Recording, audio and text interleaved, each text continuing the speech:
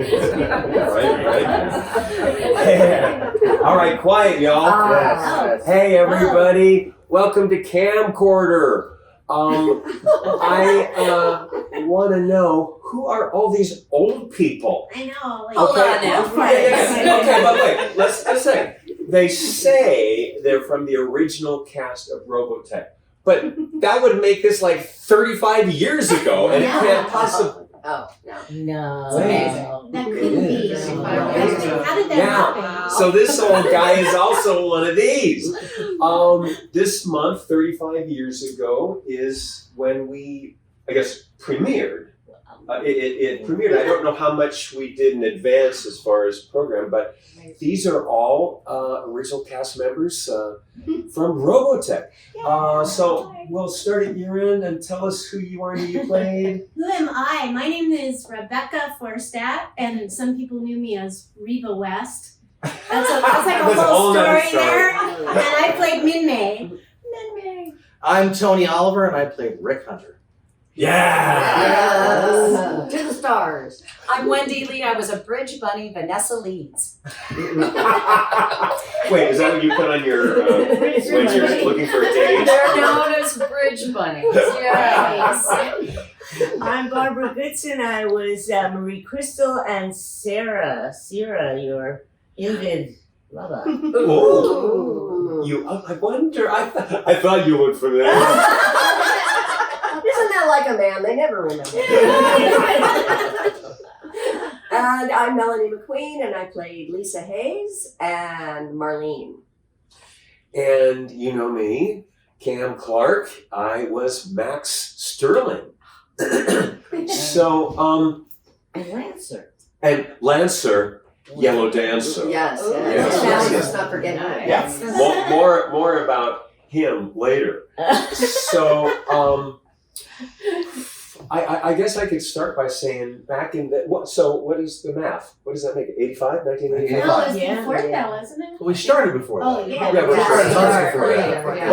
But back in those days, anime did not have the cachet, It was the unknown. whatever you want to Wasn't use even it, called that it anime. had. No, Animation. it was Animation, yeah. Japanese dubbing. Dubbing. That was And Cartoon. so this was kind of like, the bastard stepchild to regular animation. Right. And Definitely the bastards. Little bastards. and we would work, there was a few studios where we would work that were just studios that just did dubbing. Mhm. And we, because we were the Cinderella, we had the graveyard shift. That's right. Right. Our days would start at 6 Mhm. 6 7. p.m. Yeah. and go till 2 in the morning Yeah. for a lot of these Yeah. shows we worked on, I right? remember one time after we got out, we went and saw a Star Wars film. Yes, We lined up. I was going to say, Yeah, which of you guys went with us? I don't think I Because- did. I might have been there that night. I might have been doing Because we it. finished at 2, and which was the one with the little teddy bears? Ewoks? I don't even Strikes remember. Back? It was Strikes revenging Back. or what it was doing. I don't know. So Melanie and I, with some of the other people that were finishing at 2, when that movie opened, it played around the clock. Mhm. So we went to we went to Yeah. have breakfast and went to Right. to the Yeah. 3:30 a.m. Yeah, and there was still a line. Oh, my God! Yeah. And so we're going in when it's dark, and we get out when it's light, and so there's all these people with their briefcases or in their pajamas getting ready to see the 5 a.m. or whatever. 6 a.m. show. Yeah. But we became like this, like an ensemble of players, Traveling. and just we would go. It was almost like maybe you've seen or heard, like I just think about it in the silent movie days when they would just have little booths with cameras Yeah. and different movies just like that. Yeah. And they had different rooms at Intersound at was Intersound. one of Mhm. Right. Intersound was the primary place. Yeah. And different shows being dubbed in each room, and it's like, I got to get over to this other show. And you, Right. Walk upstairs. Those were the days. So let's start with you. Anything you can remember about your audition or? Oh yeah, well my audition, and I know I've mentioned this before in some of the conventions, but they, I played Minmay, who was a singer, so they just said, well, sing something. So I sang It's My Party, and I couldn't remember any of the words. I could never remember any of the words, and somehow I got it. So you got to do your own singing? Yeah, Yes. I did. Lancer didn't get to do his own singing. Really? What the what? Did they keep it And I was It's okay, come back. Yeah, I wasn't even really a singer. I mean, I was just an actor who could kind of pretend to sing, but somehow it But worked you had out. that great little with the voice, character, you know? I took singing lessons. Yeah. I actually did take singing lessons, to be able to do it. But So what was the voice?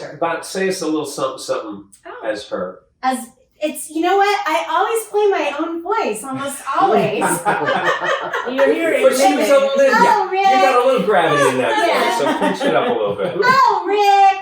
That's the only line I can Oh, Rick! I had a weird situation because I had a couple years before I'd done this feature called The Sea Prince and the Fire Child. It was an anime feature. It was a beautiful film, and I had totally lied my way into the job. I was supposed to have experience and all that stuff, and I said yes, I have experience, and I somehow faked my way through the first ADR session and was able to get through the movie. Thinking I was going to get fired every moment I was doing it. Well, a couple years later, I get a phone call. I said, "Are you the guy that did this movie?" Because it ended up on Showtime. Oh, And- wow. No, it I wasn't a never big knew deal. that. Showtime was like this little thing with 12 subscribers. And so they brought me in to do this Japanese soap opera. And so we had, and we were what's called chasing it. So they're running it. We're just kind of trying to keep up. Live action. And it was live action. Yeah. And I was working with another person in the booth. So it was two of us working together, which was really weird. And after that, they said, "We like you." So this was actually an audition. And we're going to come back and do this movie next week. And it's called Backcross, and it's not going anywhere. So don't worry about it. Wow, And what's your voice? It's a much younger version of me, which I can't even get that high pitched anymore.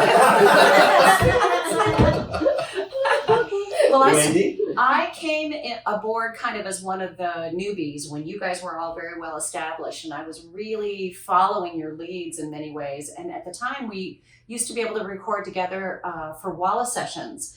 And so I would really just study Walla the voices. is, just for those who don't know what that is, Walla is a term used for background voices. Like if there's a crowd scene and your two principal actors are talking, the people in the background also we have to do voices for them, and that's just kind of dropped in behind the main dialogue. Anyway, continue. It tends to be more of a group sound rather than precisely matching flaps to picture, which is a whole art form in itself.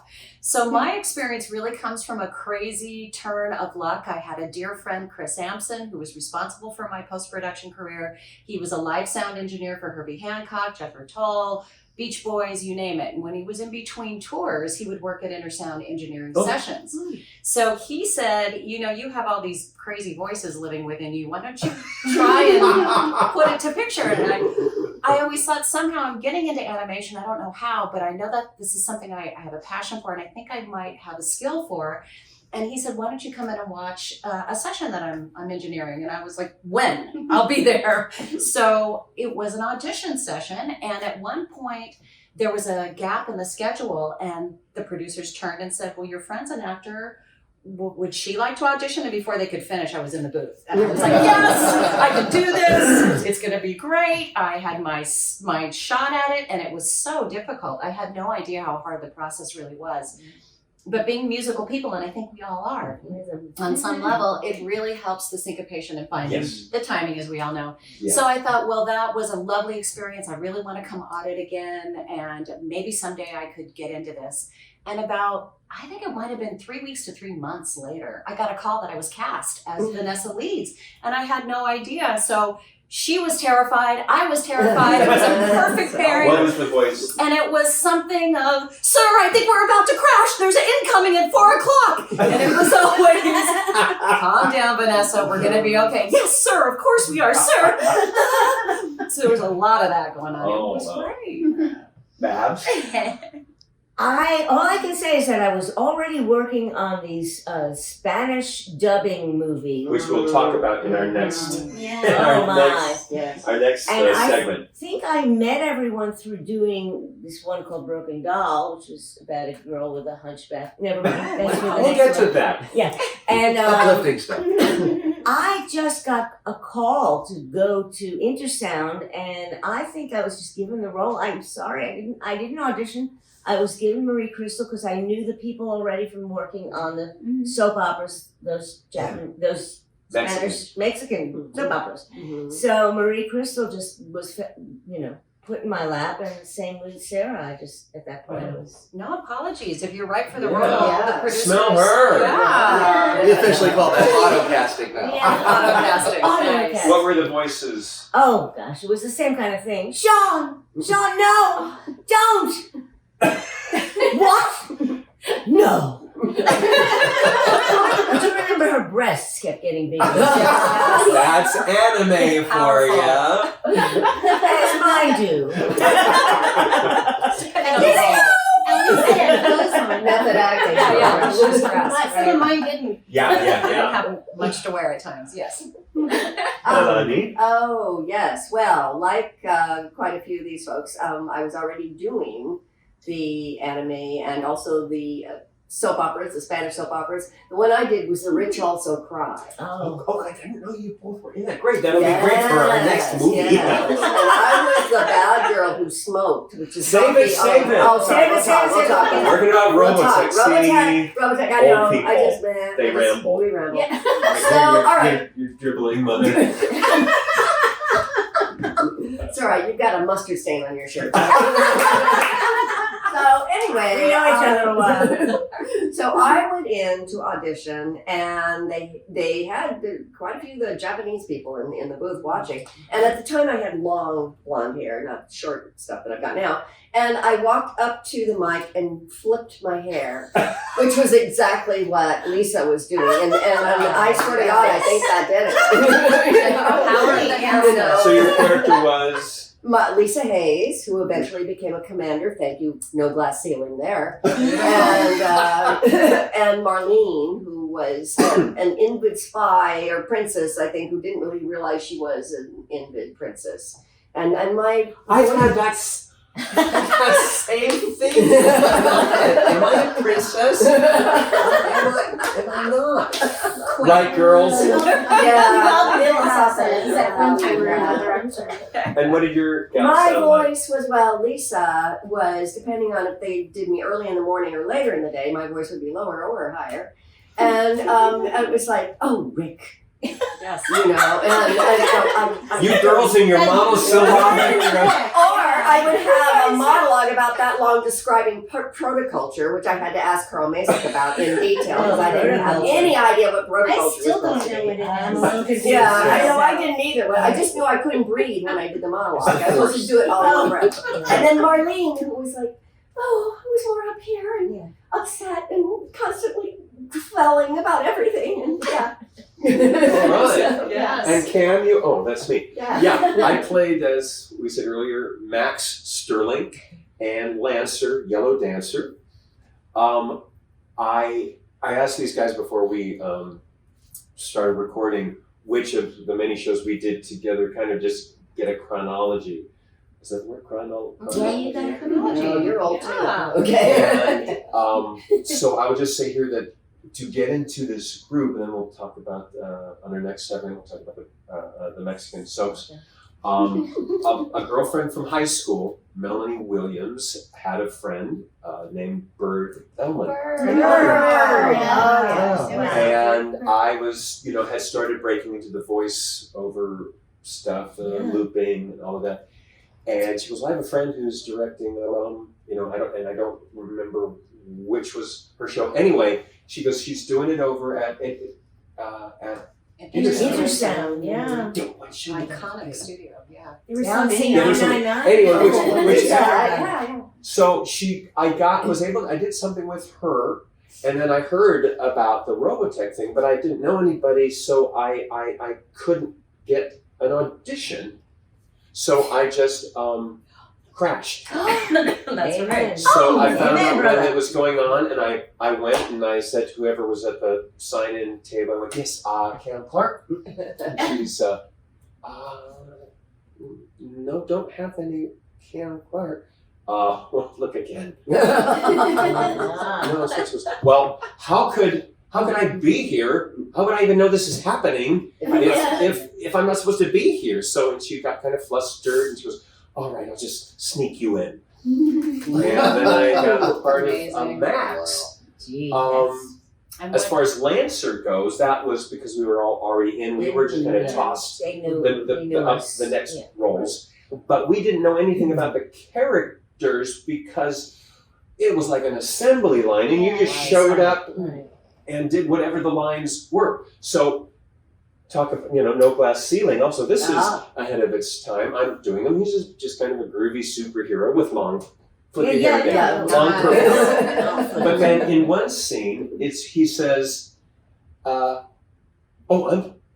he says, it's a girl, and then we just want, or it's an androgynous-y thing, and we want you to do some kind of a just middle of the road voice. And I'm watching it, and at one point he says, or one of you guys says, well, we don't want a girl on this mission. We can't have any girls. And I say, well, there's more to this girl than meets the eye. And the character turns around, and he's in this dress and everything, and he turns around and goes, and the dress falls off, and underneath is this, his superhero onesie. Yellow ones.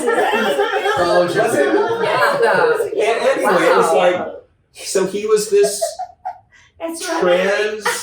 transvestite superhero in 1985. We're here. We're get used to it. That's right. Anyway, before we wrap this segment, I know we're going longer than I had anticipated. Anybody have any goofy little Robotech stories? And then we will take a break and we'll come back with another post to just go into some other stuff of our stuff. I just wanted to say one thing about Carl Masek because it was Oh, so yes. instrumental to the production. He was our visionary who really is responsible. Many people see him as the father of anime, bringing anime to the States. And he had a vision that took us a long time to catch up to. And he It's said, amazing. this is an amazing art form that is going to impact pop culture and be here to stay. Yeah. It wasn't something we understood at the time, but Yeah. we must thank our father who brought us all together. Thank Gave you, me a Wendee. career. Hey, me too. Yes, that's that Carl knew. Absolutely. That's why I got those roles. I will also say that not unlike Ninja Turtles, a little plug. When you're in this business, when you're face actors, you get to know your success because you can't walk down the street anymore or whatever. Right. When you're in this world, you have no idea what the success is, because we recorded these things, sometimes not even know if they were going to air. So for us, it was just doing something that we enjoyed, that paid nothing, basically. I think we started working at $9 an hour? Something like 10. 10. Oh, Oh, really? Yeah. Oh, But I had been who were you sleeping with? Carl. No, but it was. I was just thrilled to be being paid to act. That's Because it had right. taken me years just to get to the point where someone was willing to pay me $10 an hour to act, and so I was just thrilled at that, at that particular We point all in my were. life. Yeah, well, I And a had, series to boot. Oh, my God. Yes. yeah, well, I had reached the height of my career at the age of 8. That's right. So this Family, was so I was like trying to get back in. Gotcha. But it was fun. But for me, it was just kind of like I didn't think anything more about that. I was going to do something I liked, and and we would call. I remember we'd call at because I lived close enough to see if they were running on time, and I'd Right. make a phone call at 10 p.m. and go, "Y'all ready for me?" And they go, "No, come in at 12:30." And we go in at that time, and then we would hang out. Oh yeah, we Yeah, did. We would hang out and drink that horrible coffee. Oh my Oh, God. yes. Yeah. Can I just say that from this group became a very core, vital component of Hollywood voice actors. Mhm. This is truly the foundation of where some of the best and finest talent really originated. And I'm so proud to be a part of that. I was the second wave. You guys really were the core. I came in at the tail end, more or less, and felt very fortunate to be working with such talent. And I borrowed from each and one of you. Thank you, each and all of you. Thank Did you you so ever much. see All About Eve? Don't make me hair flip. Why, Barbara? I was just trying on your voice.